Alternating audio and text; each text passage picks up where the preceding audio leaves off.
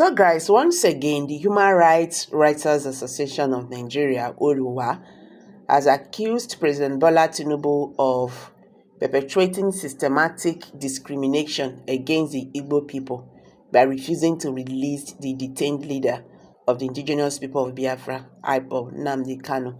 Okay, guys, this issue of Nnamdi Kanu has been, it has been a kind of talk of the day every day, mostly in the southeast, because whenever you see southeasterners gathered, Nnamdi Kanu matter, they must say it, meaning that Nnamdi Kanu means a big deal to them. You understand? And Nnamdi Kanu's release will eventually give them peace, at least in the southeast. You understand? So they be calling the Nigerian government led by President Bola Ahmed Tinubu at least to do this one for them, okay? But it seems that Nigerian government is not ready to look into Nnamdi Kanu's case, you understand?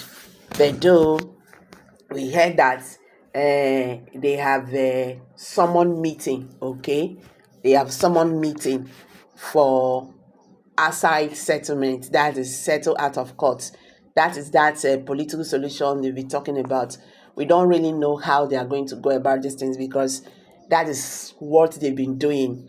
They will come up with one idea or one decision, before you see they will drop it again. So they are just using Nnamdi Kanu like plating. That is his case, I mean to say. They are just turning around the case. I don't really know why they are doing what they are doing, but I think whatever they are doing is not good for the unity of Nigeria and the stability of the country. Any region that is not stable, Nigeria is not stable. The association described the continued incarceration of Nnamdi Kanu as unjust, provocative, and major impediment to lasting peace and stability in the Southeast region. In a strongly worded statement issued on Thursday and signed by its national coordinator, Emmanuel Onwubiko HURIWA, he questioned the glaring doubt standard in the federal government's handling of separatist movement in Nigeria. He pointed out that Sunday Igboho, the leader of the Yoruba Nation movement, who similarly advocates for self-determination, enjoys freedom and has not been subjected to the same treatment as Kanu. Despite both movements sharing similar objectives, IPOB has been labeled a terrorist organization, while the Yoruba Nation movement remains unproscribed and its leader untouched by the law. This disparity is an affront to justice and fairness. HURIWA stated, "Why is Nnamdi Kanu's case different?" he asked. "Why is the IPOB leader treated with such hostility and disdain? Why Sunday Igboho, who leads a similar separatist movement, is a free man? Is it because IPOB represent the Igbo people?" he asked again. This level of discrimination is not only ungodly, but also threatens the fragile unity of Nigeria. HURIWA emphasized that the continued detention of Kanu has intensified discontent in the southeast, with far-reaching consequences for the region's economy, security, and social stability. The Monday sit-at-home protest, enforced by yet-to-be-identified actors, have crippled the businesses, paralyzed education, and created a general sense of unrest among residents. The association also highlighted the human cause of the crisis. Hundreds of young people in the southeast have lost their lives due to extrajudicial killings by security forces and violence perpetrated by non-state actors. The bloodshed has left families devastated and further alienated the region from the rest of the country. The southeast is bleeding, both economically and socially. Families are mourning their loved ones. Businesses are shutting down, and youth are losing hope. The federal government's refusal to address these issues through dialogue and reconciliation shows a lack of commitment to national unity, HURIWA stated. The group called on President Tinubu to demonstrate true leadership by ordering Kanu's immediate release and initiating constructive dialogue with stakeholders in the Southeast. It proposed the formation of a negotiation team comprising Southeast governors, lawmakers, traditional rulers, religious leaders, civil society, representatives, and IPOB members led by Kanu himself.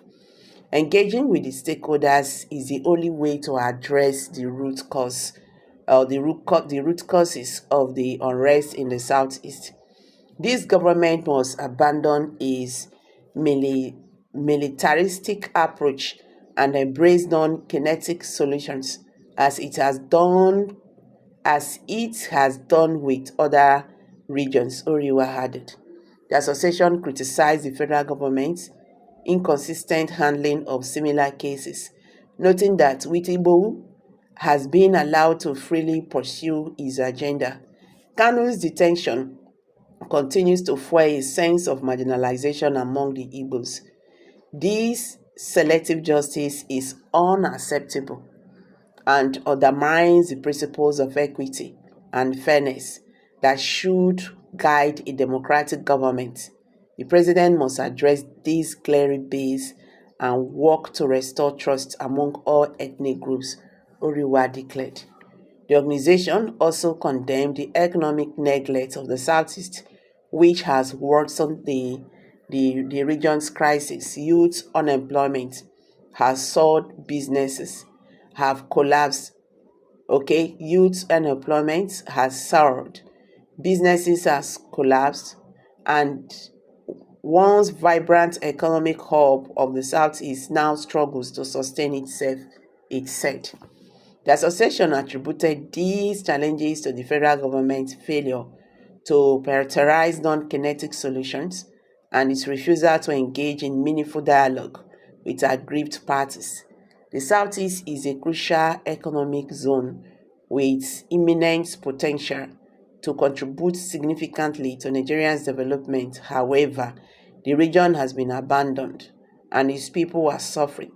This administration has a duty to rebuild trust and restore hope in the Southeast by addressing their legitimate grievances, the association said.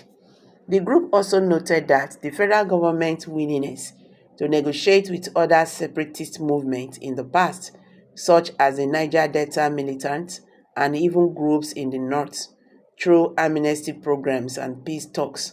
Why is the Southeast being treated differently? This discriminatory approach must stop. The government must show that it values the lives and well-being of all Nigerians equally, HURIWA stated. In his concluding remarks, HURIWA warned that the federal government's continued inaction and bias towards the Southeast would only deepen the region's sense of alienation and fuel further unrest. The association urged President Tinubu to act decisively and demonstrate his commitment to national unity and equity. The time for action is now. The Southeast is bleeding, and its people are demanding justice, fairness, and peace. President Tinubu must rise above ethnic and political bias to heal the wounds of the region and build a united Nigeria. Release Nnamdi Kanu, engage with the youth, and create a legitimacy of unity and progress, HURIWA concluded. So guys, you've all heard it now. What's your take on this? Please, let's hear from you. Kindly drop your comment below the comment section. Thank you and bye for now.